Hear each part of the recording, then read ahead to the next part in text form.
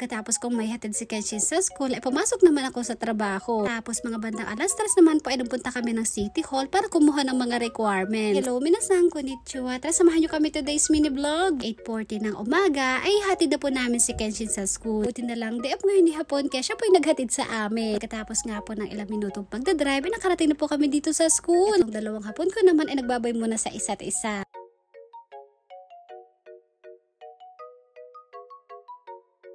Tutuwa talaga ako sa anak ko kasi napakalaki po ng pinagbago. Mula kasi nang pumasok siya sa Hoiken, ay marunong na po siyang magligpit ng sarili niyang gamit. Namulaklak na yung tulips po mga auntie. Hi mga auntie! Papasok na po ako sa trabaho. 9:20 naman po ng umaga ay papasok na ako sa trabaho. Bali naglalakad nga lang po pala ako dahil napakalapit lang naman.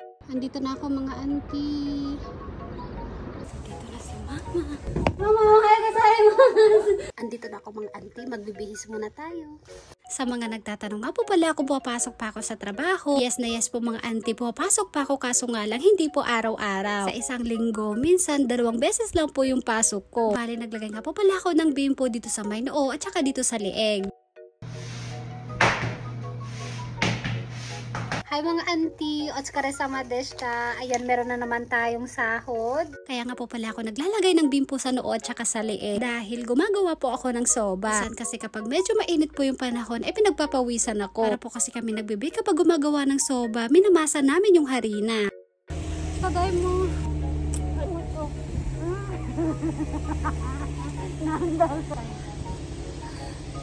Si hapon po mga auntie naglilinis ng sasakyan niya. Etong bulaklak na to mga auntie is Chubaki. Sport nga po tayo mga auntie, mag-aalas 3 naman po ng hapon ay sunundo na namin si Kenshin. Diretso nga po kami ng City Hall dahil meron po kaming kukunin doon. So ito na nga po, pagkatapos ng ilang minutong biyahe ay nakarating din po kami dito sa City Hall. Ay, meron po kami ditong kukunin, requirements po para sa visa. Alam nyo po, sobrang nagpapasalamat talaga ako kay Lord dahil napakabait po ng asawa ko. Sansya na po kayo mga auntie kung hindi ko muna po sasabihin sa inyo kung para saan po itong requirement. Gusto ko po kasi kapag nag-share ako sa inyo yung talagang siguradong sigurado na. Excited na nga po ako, kaso nga lang pinipigilan ko yung sarili ko. Minsan kasi kapag sobrang excited natin, doon naman hindi natutuloy. Katapos namin doon sa City Hall, ay dumaan muna kami dito sa Daiso. Sa atin po sa Pinas ay merong bargain, dito naman sa Japan ay merong pong Hakkien shop. Ang cute. Oh, meron ding malaki kewa eh. Maganda rin to, kaso ito na lang, mas malaki. So. Cute nga po ng handi pa nila dito, merong ice cream, dinosaur at iba pa. Alam nyo po, nung bago pa lang ako dito sa Japan, ay gusto kong namimili dito sa Daiso. Dito rin po ako namimili ng mga pinapasalubong ko sa Pinas. Napakamura po kasi dito, halos lahat ay nasa 100 yen lang.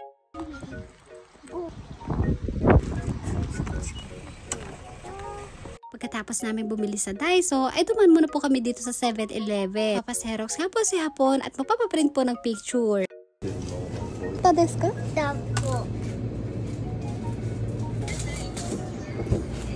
Ito nga po yung pinaprint ni Uncle yung hapon, yung mga picture namin na napunta kami sa Sakura. Sport nga po tayo mga auntie, pagkatapos namin sa 7-Eleven, ay dumiretso po kami dito sa supermarket. Alam niyo po, dito sa amin kapag mga bandang alas 6 ay napakamura po ng mga bilihin. Kaya minsan kapag ganito pong oras, ay doon po kami namimili. Sa mahal po ng bilihin ngayon, kailangan dapat wais tayo. Agahan po namin pumunta, minsan po kasi mga auntie kapag late, ay wala na po kaming naabutan. Uwi po namin ng bahay, agad ko na rin po niligpit yung mga pinamili namin. Nag-aasikaso nga po pala ako dito. Po naman ay siya po yung magluluto ng hapunan namin. Tulungan ko nga po yung asawa ko. Ako po yung tagahiwa ng mga isasahog. Naggadgad nga rin po pala ako ng luya dahil isasahog daw niya ito. Wag nga po pala dito sa niluluto niya ay shogayaki. Kasarap nga po nito lalong lalo na kapag merong mayonnaise.